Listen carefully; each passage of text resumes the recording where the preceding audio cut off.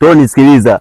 Hata itokee sherehe vipi nyumbani, mimi siwezi kukualika. Shida nini sasa? Unakula pleti 2 za wali. Wewe nawe unachekesha kweli. Sasa Nairobi juzi amekula sahani 3. Okay. Yaani hiyo 9. Wewe unaniambia mimi sahani 2? Sahani 2 ndo kaangu watu tukula sahani 3 watu mchana kula maukoko kakaangu ndo sahani 2 huko ndo hata kuanza kumbe wote ni wale wale kumbe. Wanakuswanza.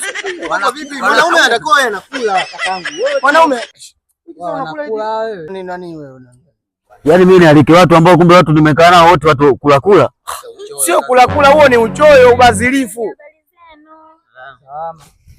Mume wangu. Wewe sikiliza, wewe ungeongea tu hapa. Hao wote niliokaa nao mimi rafiki zangu. Okay.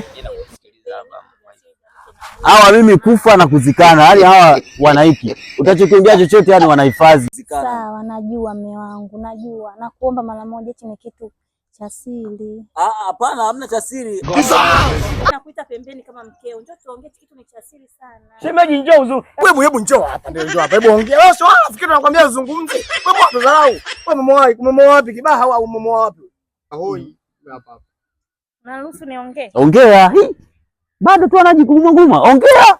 Nakuita pembeni ili tuongee pembeni, hichi kitu ni cha siri kwa mke na mume. Unataka niamwage hapa mbele ya marafiki zako. Nimepika chakula, mautipote yote mawili, nimeweka chakula. Umekuja umekula. Hivi ni kweli? Si unajua kuna wageni? Si unajua kuna wageni wanakuja baadaye? Tena kubwa zile za. Alafu tumbo hata alionekani. Kama kuna utipote 2 tumbo alionekani. Nisikilize sasa. Ile hela tulioificha ile kwa ajili ya kodi, mimi naenda kuchukua. Sasa sikia sasa. Ya kodi unaenda kuichukua. Bora ununue mchele upike tena. Mimi mwenyewe sijashiba hapa.